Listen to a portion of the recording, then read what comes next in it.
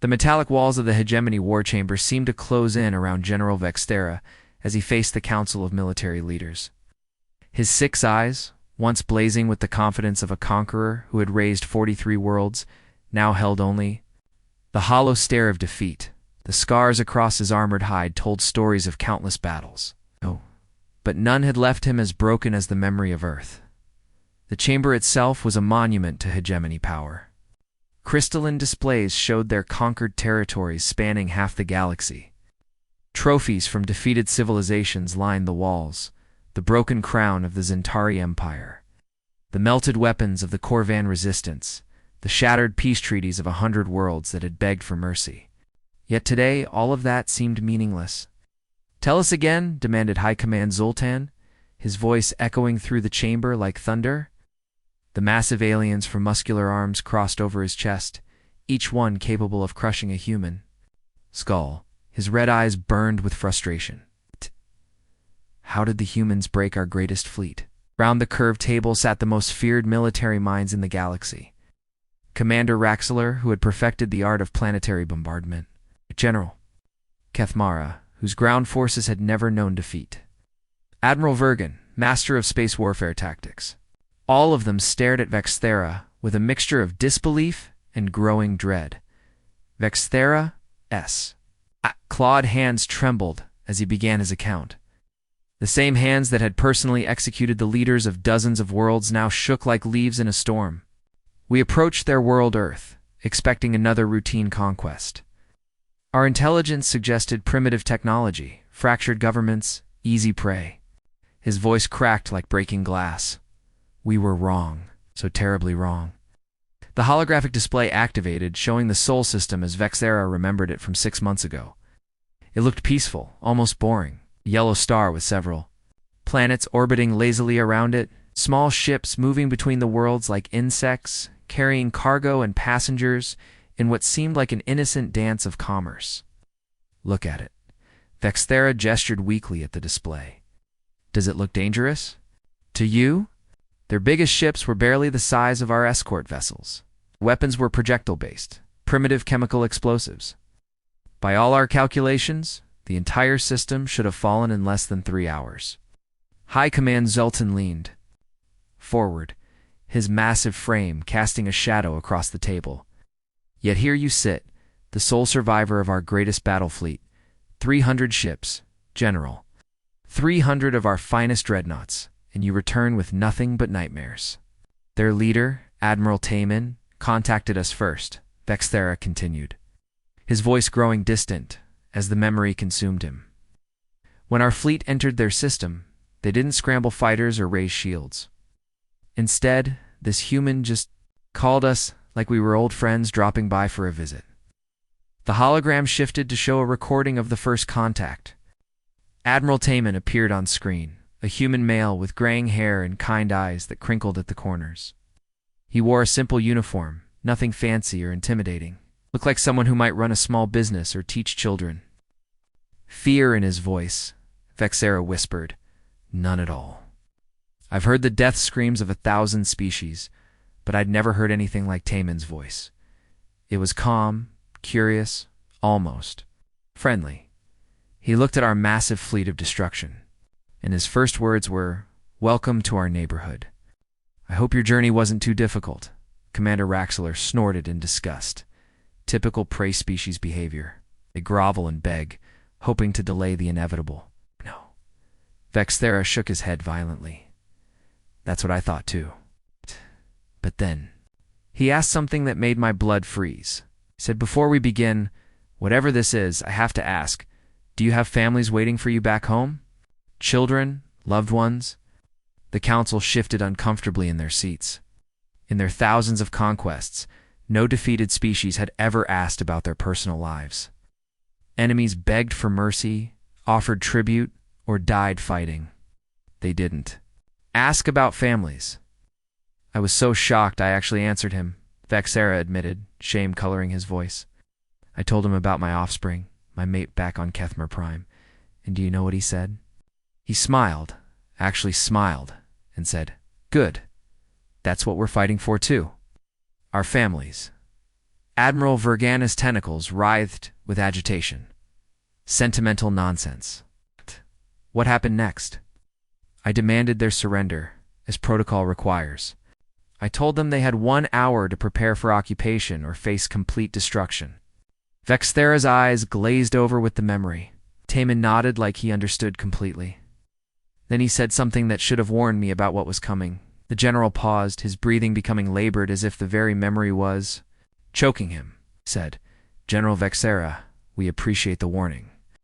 1 hour should be just enough time to say goodbye to our families and get ready to show you what humans do when someone threatens the people we love." "I should have known then," Vexthera whispered, his voice barely audible. "I should have known that any species that thinks of their enemies' families in the face of annihilation is capable of anything. But I was arrogant. We all were. We saw their primitive ships and assumed they were weak." The hologram flickered, showing the calm before the storm, human vessels moving into formation. Their crews preparing for what should have been a hopeless battle. But there was something in the way they moved. A deliberation and purpose that spoke of careful planning rather than desperate panic. As I watched their ships take position, I remember thinking they looked like they were getting ready for a celebration rather than a funeral, Vexthera concluded. I was right. They were celebrating. They were celebrating the chance to show the galaxy what happens when you mess with humanity. Vexthera's account continued, his voice growing more strained with each word. The memory was like poison in his mind, spreading through every thought. We deployed our standard intimidation protocol, 300 dreadnoughts in perfect formation. The sight of our fleet has made entire star systems surrender without firing a single shot. Our ships stretched across space like a metal storm cloud, each one capable of cracking a planet's surface.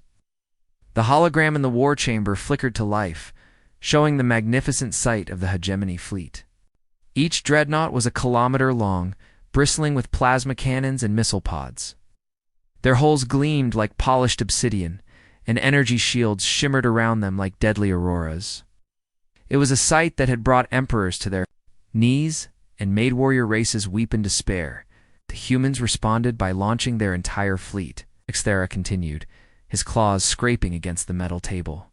Outdated vessels, primitive weapons. Their biggest ship was maybe 200 meters long. Most of their fighters looked like they were held together with hope and spare parts. I almost felt sorry for them. The display shifted to show the human fleet emerging from Earth's orbit. Compared to the hegemony dreadnoughts, they looked like children's toys facing real weapons of war. The human ships were angular and crude, with visible welding marks and patches where repairs had been made. Their weapons were simple kinetic projectiles and basic energy beams. "I counted their forces," Vexthera said, a bitter laugh escaping his throat. 50 capital ships, maybe 300 fighters, and a handful of support vessels. Against our 300 dreadnoughts, it wasn't even a fair fight. It was going to be a massacre. Admiral Vergana's tentacles twitched impatiently. So what? Went wrong? How did such a pathetic force damage our fleet? "That's just it," Vexthera replied, his 6 eyes focusing on something beyond the chamber walls. They weren't trying to win a conventional battle. Were playing by completely different rules. The hologram zoomed in on the lead human vessel, a scarred battleship that looked like it had seen better decades. Their captain Junho was commanding the lead ship. Instead of raising shields or charging weapons, he opened a communication. Channel Vexthera paused, his breathing becoming shallow. I expected the usual surrender speech or perhaps some final words of defiance. "What did he say?" demanded High Command Zoltan. He said, "Admiral Vexthera, my grandmother always told me that the best way to make a friend is to share a meal. Fortunately, we're fresh out of food. But we've got plenty of metal and fire to share." Vexthera's voice cracked. He was making jokes. The face of certain death, this human was making jokes. The council members shifted uncomfortably. Humor in the face of annihilation was not something they understood. "Then they did something impossible," Vexthera continued, his voice rising with remembered panic. "Every single human ship suddenly accelerated directly toward us. It's not to establish firing positions, not to get within weapons range. They were coming straight at us like guided missiles." The hologram showed the moment that changed everything. The entire human fleet, as one turned toward the hegemony dreadnoughts and pushed their engines to maximum power. Trails of blue fire streaked behind them as they built up incredible speed. "Couldn't believe what I was seeing," Vexthera said. "Ramming attacks are suicide tactics, something you do when all hope is lost. But these humans weren't desperate, they were determined. There's a difference. Captain Junho's vessel struck our flagship first," the general continued, his voice barely a whisper. "His ship was maybe 1/10 the size of ours, but he hit us at such incredible speed that he punched right through our shields and hull plating. As his ship tore apart around him, as his bridge exploded and his crew died, I heard him over the communications channel." "What did he say?" Commander Raxler asked, leaning forward. "He was laughing," Vexeta said, his voice filled with horror, as his ship disintegrated and took half our command center with it. Captain Junho was laughing like he'd just heard the funniest joke in the universe. His last words were, "Tell my wife I kept my promise to come home for dinner. I'm just bringing some uninvited guests." The council members exchanged disturbed glances. Ramming attacks were considered desperate, last resort tactics used by broken enemies with nothing left to lose. But this sounded different. This sounded planned. "But that was just the beginning," Vexera continued, his voice growing more frantic. "A pilot named Hyjin was flying one of their ancient fighters, something that looked like it belonged in a museum. Our point defense systems should have shredded her vessel before she got within 1,000 kilometers of us." The hologram showed a small human fighter weaving through a storm of plasma fire and explosive shells. The little ship was already damaged, trailing smoke and sparks, but it kept coming with the persistence of a hunting predator. "She flew through our defensive grid like it was a game," Vexthura said, awe and terror mixing in his voice. "Our computers couldn't lock onto her because she was flying in patterns that made no sense. She would dive straight down into our fire, then suddenly spiral up and to the left, then barrel roll through a gap that shouldn't have existed."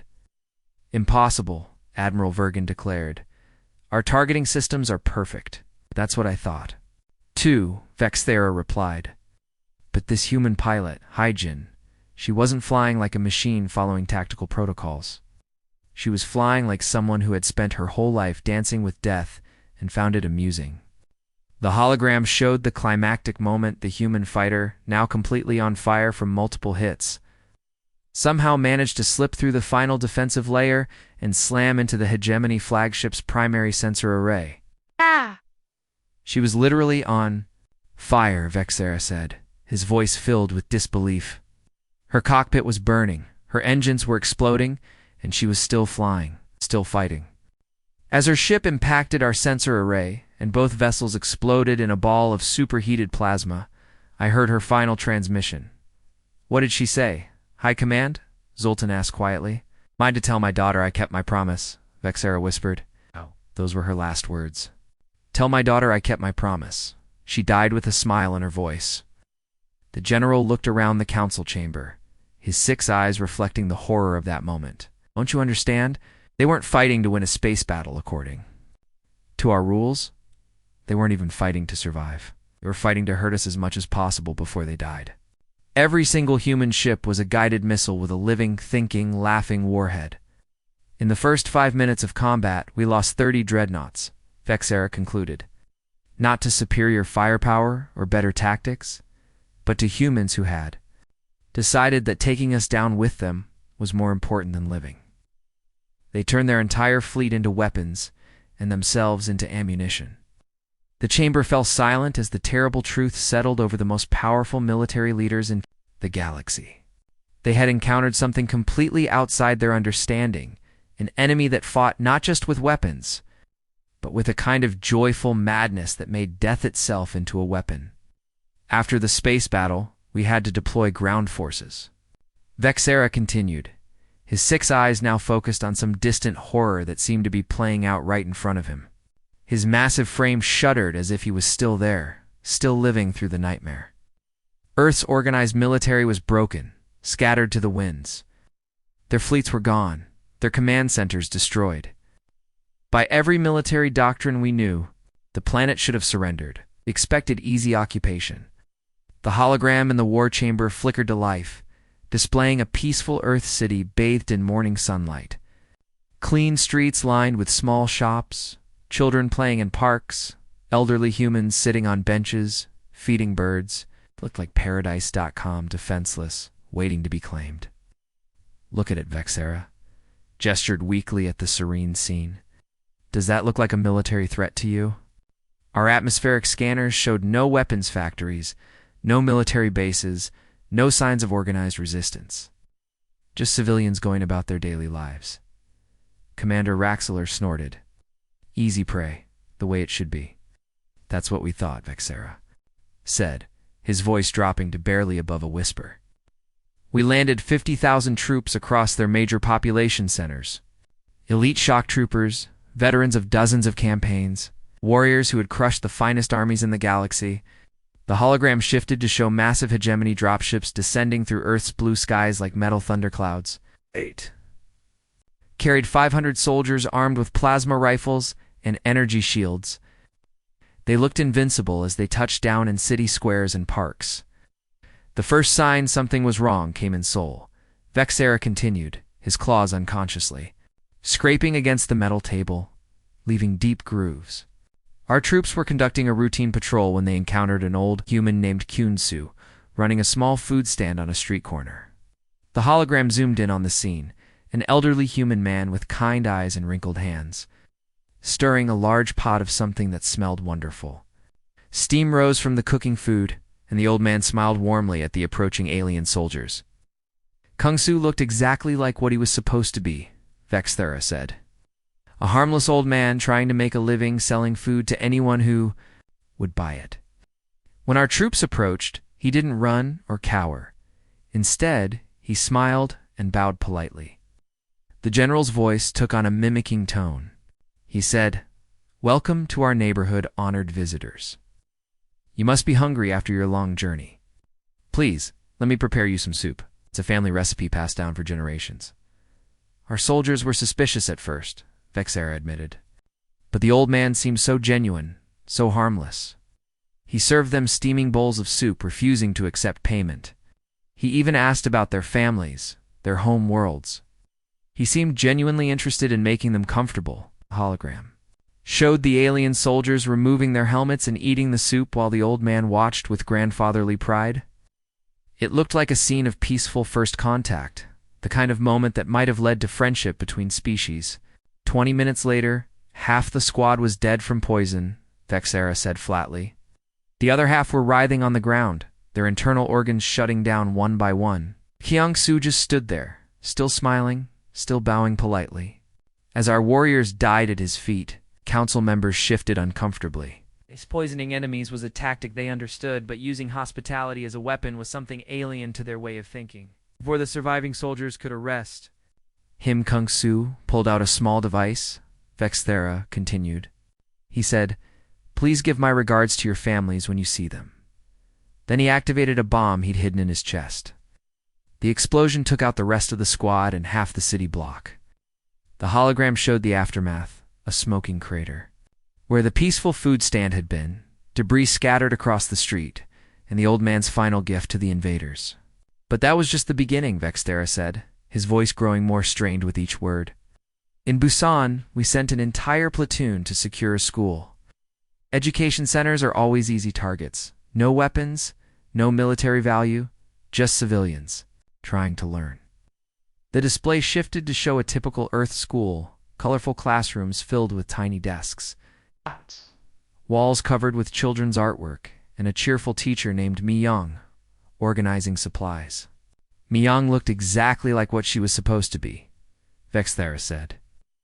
A school teacher in her 30s, probably spent her days teaching children to read and write. When our troops entered her classroom, she was arranging toys on shelves, getting ready for the next day's lessons. The hologram showed the teacher smiling at the approaching soldiers, her hands covered in chalk dust, surrounded by innocent children's toys, building blocks, stuffed animals, picture books. She welcomed our warriors like they were visiting parents, Vexera continued. Offered them chairs, asked if they wanted some tea. She even showed them the children's artwork on the walls, explaining what each drawing meant. Our soldiers relaxed their guard. Here was just a harmless teacher trying to be friendly. What happened? High Command, Zoltan asked, though his voice suggested he already knew the answer would be terrible. Myung had converted her entire classroom into a trap, Vexera said, his voice cracking. Every single toy, every book, every piece of children's furniture was packed with homemade explosives. She had turned a place of learning into a weapon of war. The hologram showed the teacher's final moments, still smiling, still playing the part of the helpful civilian, as she waited for the entire platoon to enter the room. She waited until our warriors were completely inside. Looking at the children's drawings, sitting in the tiny chairs, completely at ease, Vexthera said. Then she said, "This is for all the children who will never get to grow up because of you," and she triggered everything at once. The explosion was so powerful it brought down the entire school building, the general continued. But here's the part that still haunts me. As the ceiling collapsed and the walls crumbled, I could hear Myung laughing, not with madness or fear, but with satisfaction. She had accomplished exactly what she set out to do. But the worst was Jinwoo, Vexthera said, his voice breaking completely. He was just a mechanic in a small mountain town, the kind of place where everyone knows everyone else's name. When our forces arrived, he was working in his garage, fixing an old vehicle covered in grease and oil stains. The hologram showed a modest repair shop, tools hanging on walls, engine parts scattered on workbenches, and a middle-aged human man who looked like he'd never hurt anyone in his life. Jinwoo looked up from his work when our soldiers entered, Vexera continued. He wiped his hands on a dirty rag and smiled like he was greeting old friends. He said, "Welcome to my shop. Your vehicles must need maintenance after such a long journey. Please, let me help you." The display showed the mechanic examining alien vehicles with professional interest, pointing out potential problems and offering solutions like any good repairman would. He offered to repair their equipment for free. Vexthera said it was the least he could do for visitors from so far away. Our warriors were impressed by his skill and friendliness. Here was a human who seemed to genuinely want to help them. Jinwoo had filled every tool, every piece of machinery, every spare part in his shop with homemade explosives, the general revealed. But he didn't just want to kill our soldiers, he wanted to make sure they trusted him first. He wanted them to feel safe, to let their guard down completely. When our warriors relaxed and began examining his work, Jinwoo triggered everything at once, Vexthera said. The explosion was so massive it created a crater where the entire block used to be. The shockwave shattered windows for miles around. General looked around the council chamber, his 6 eyes reflecting the horror of those memories. These weren't soldiers, he screamed suddenly, his voice cracking with emotion and startling everyone in the room. They were shopkeepers, teachers, mechanics. People who should have been running away or hiding or begging for mercy. But they fought like they were born for war, Vexeta continued, his voice now barely a whisper. Excel. Every single human civilian was a potential weapon, a trap waiting to be sprung. They turned their entire planet into one massive booby trap, and we walked right into it, thinking we were conquering helpless prey. The silence in the chamber was deafening as the council absorbed the terrible truth. They hadn't invaded a planet of civilians. They had walked into a world where every grandmother, every teacher, every shopkeeper was a warrior in disguise. After 2 weeks of constant losses, I made the decision that haunts me to this day, Vexthera admitted, his massive frame seeming to shrink with shame. His 6 eyes couldn't meet the gaze of the council members as he spoke. I decided to target civilian centers directly. Surely, I thought, even humans would surrender to protect their innocent. Every species we'd ever conquered had begged for mercy when we threatened their families. The hologram in the war chamber flickered to life, showing the terrible beauty of orbital bombardment. Streams of plasma fire descended from the hegemony fleet like deadly rain, striking Earth's major cities with surgical precision. Each blast created mushroom clouds of destruction that could be seen from space. We started with their capital, Vexathora said, his voice hollow. One precise strike, enough to show them we meant business. The city vanished in seconds. Buildings, monuments, millions of lives, all turned to ash and memory in the blink of an eye. The display showed the aftermath, a smoking crater where a bustling metropolis had stood just moments before. The destruction was complete, absolute, designed to break the human spirit once and for all. I waited for their surrender transmission. Vextara continued, his voice turning bitter with remembered frustration. Every other species had capitulated within hours of such a demonstration. The Zentari Empire surrendered after we destroyed just one of their colonies. The Corvin resistance fell to their knees when we threatened their homeworld. High command. Zoltan leaned forward impatiently, but the humans surrendered. Yes, surely no species could watch their capital burn and continue fighting. Instead, something far worse happened. Vexthera whispered. They got angry, not desperate, not broken. Angry. There's a difference, and that difference nearly destroyed us all.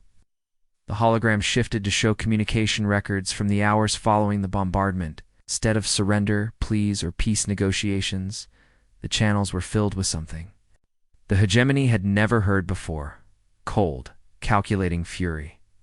A human named Dong Hian contacted me personally 6 hours after the strike, Vextara said, his claws unconsciously digging deeper grooves in the metal table. He identified himself as a farmer from a small village outside the destroyed capital. His wife, his children, his elderly parents, they had all been visiting the city when we struck. The display showed a middle-aged human man with dirt under his fingernails and calloused hands. He looked like he'd spent his life growing crops and raising livestock, nothing more threatening than a gentle soul who worked the land. I expected him to beg, Vexthera admitted, to plead for mercy, to offer surrender terms, anything to stop further bombardment. Instead, he looked directly into the camera with eyes that seemed to see right through me. What did he say, Commander? Raxala asked. He didn't threaten us or demand revenge, Vexthera replied, his voice growing quiet with remembered dread. He simply said, Admiral Vexthera, you have no idea what you've just done. We were being polite before. Now the gloves come off. The council members leaned forward, sensing they were approaching the crucial moment of the account. I laughed at him. Vexthera continued. A farmer threatening the might of the hegemony? It seemed absurd. But then he said something that made my blood freeze. He said, You've just taught every human on Earth that you can't be reasoned with, can't be negotiated with, and can't be trusted. Congratulations, Admiral. You've just united our entire species against you. Within days, our supply lines began. Disappearing, the general continued, his voice rising with remembered panic. Not destroyed by military strikes or sabotage, they simply vanished. Entire convoys would leave our bases and never arrive at their destinations. No distress calls, no wreckage, nothing. The hologram showed hegemony supply convoys moving through Earth's landscape's massive vehicles carrying ammunition, fuel, and reinforcements.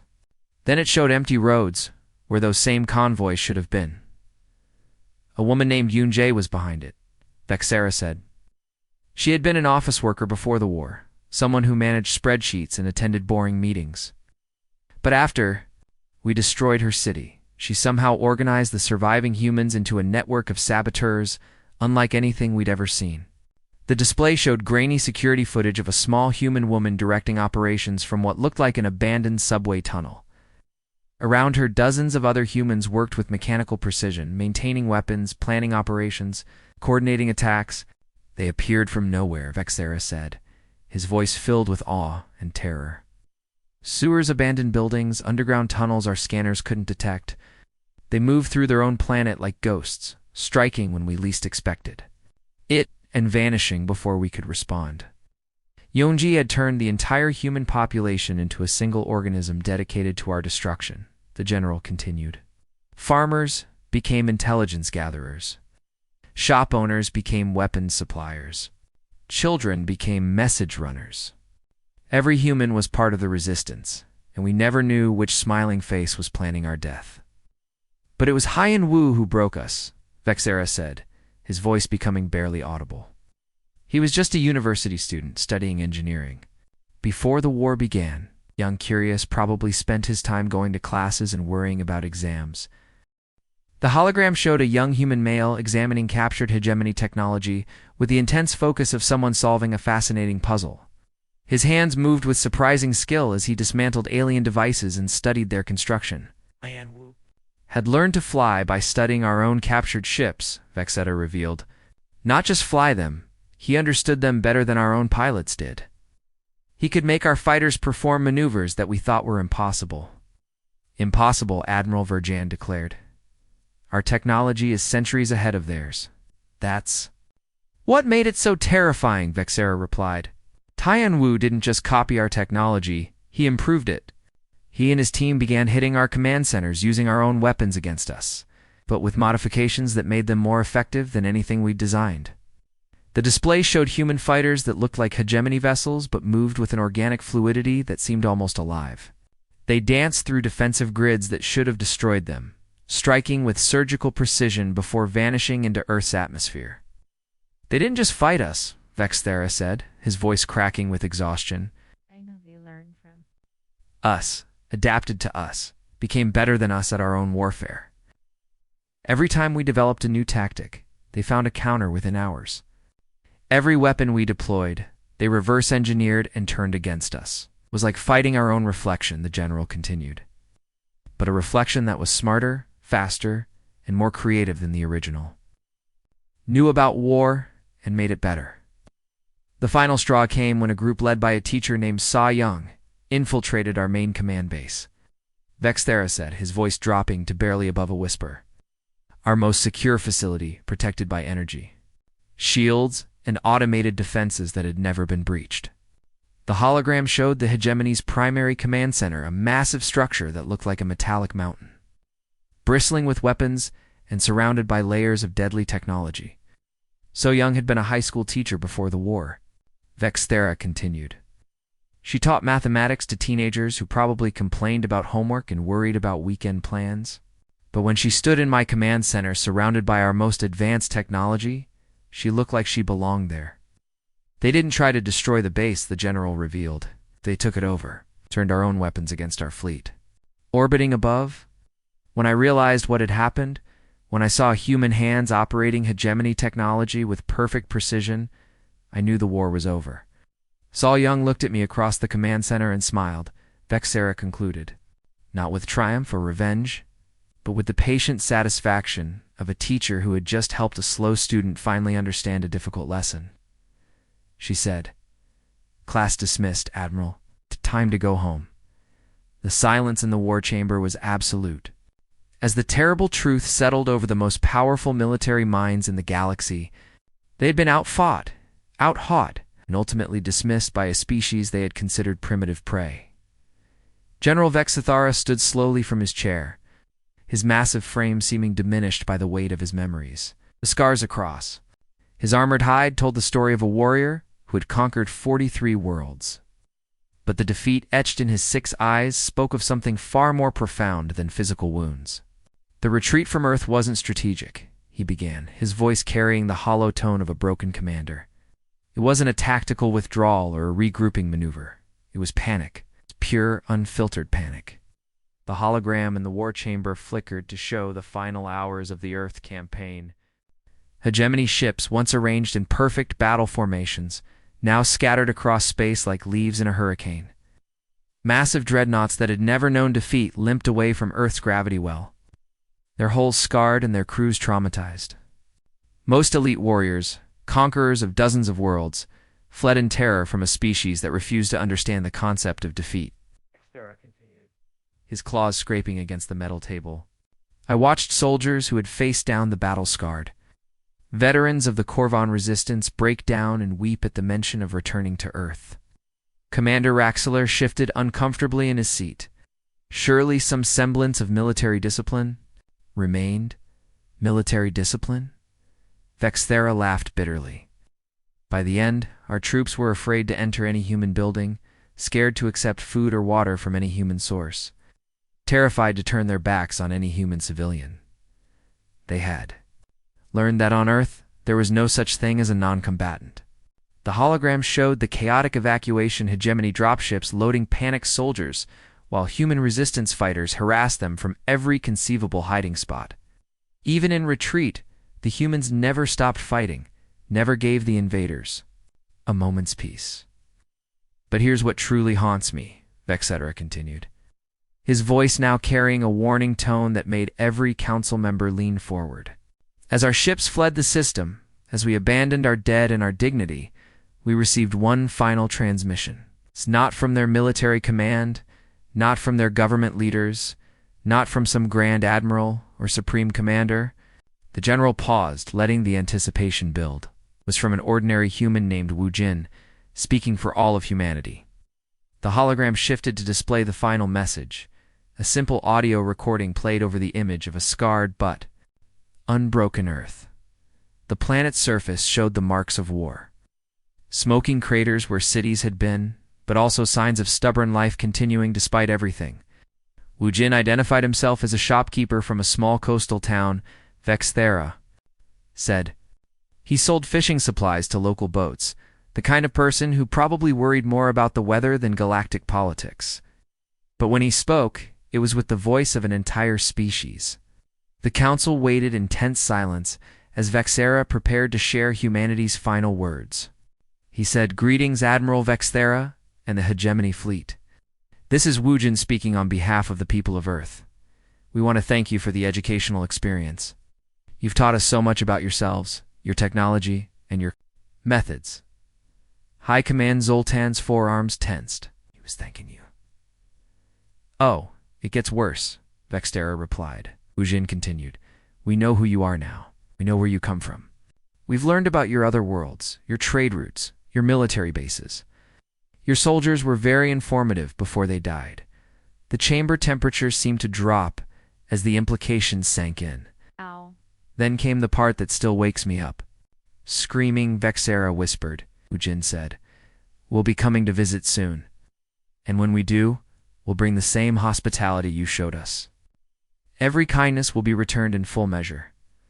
The hologram showed Earth's orbital space, now empty, of hegemony ships, but somehow more menacing than when it had been full of alien dreadnoughts. It was the calm before a storm that would reshape the galaxy. The transmission ended with something that chilled me to my core. Vexthera continued. Wu Jin said, "To the families of the hegemony soldiers who won't be coming home, we're sorry for your loss. But you should know that your sons and daughters died, teaching us how to be better at war. Their sacrifice will not be forgotten." Admiral Vergon's tentacles writhed with agitation. Empty threats from a broken species. What could they possibly do to us? "That was 6 months ago," Vexthera said, turning to face the council directly. 3 weeks ago, our outer colonies started going dark. Not destroyed, not conquered. Dark. Complete radio silence, as if they had simply ceased to exist. The hologram displayed a map of hegemony space, with red zones spreading like an infection from the direction of Earth. Colony after colony showed as offline, their status unknown. "The humans are coming," Vexthera said, his voice barely above. A whisper. "But they're not coming as conquerors looking to claim territory or resources. They're coming as something far worse. Coming as humans who have nothing left to lose and everything to avenge. Our scouts report strange ships. In the outer systems," the general continued. "Vessels that look like they were built from the wreckage of our own fleet, but modified in ways our engineers can't understand. They move with a purpose that's absolutely terrifying." Commander Raxler stood abruptly. "We are the hegemony. We have conquered half the galaxy. Surely we can defeat one primitive species. Can we?" Vexthera asked quietly. "We threw everything we had at Earth and were defeated by shopkeepers and teachers. What do you think they'll do to us now that they've had 6 months to prepare, to study our technology, to plan their revenge?" The chamber fell silent as the terrible truth settled over the council like a funeral shroud. "The age of the hegemony is over," Vexthera declared. "We woke something in that species that will never stop, never rest, never forgive. We thought we were fighting warriors, but we were actually fighting an entire species of warriors who had simply been pretending to be civilians. Every human child who lost their parents. Every human parent who buried their children. Every human who watched their world burn. They're all coming for us now," the general continued. "And they've learned everything we know about warfare. Then made it better." The hologram showed intercepted transmissions from the advancing human fleet. Ships that shouldn't exist, weapons that defied understanding, and behind it all, the methodical patience of a species that had turned revenge into an art form. "They're not just hunting us," Vexeta said. "They're hunting everyone who ever served the hegemony, everyone who ever benefited from our conquests, everyone who ever stood by and watched as we destroyed innocent worlds." High Command Zoltan, the most powerful being in the known galaxy, asked the question that everyone was thinking. "What do you recommend?" Vexthera looked around the council chamber one final time, his 6 eyes reflecting the weight of absolute defeat. When he spoke, his voice carried the finality of a death sentence. "Pray," he said simply. "Pray that when the humans find us, and they will find us, they show us more mercy than we showed them. Pray that somewhere in their hearts, they remember what it means to be better than their enemies. Because if they don't," Vexthera concluded, "if they decide to repay us with the same kindness we showed Earth, then the galaxy will learn why you should never, ever threaten a human's family." The war chamber fell into absolute silence as the most powerful military leaders in the galaxy contemplated their fate at the hands of a species they had dismissed as primitive prey. Outside, the first reports were coming in of human ships spotted in the inner systems, moving with the inexorable patience of apex predators who knew their prey had nowhere left to run. The age of the hegemony was indeed over. The age of humanity had begun. The end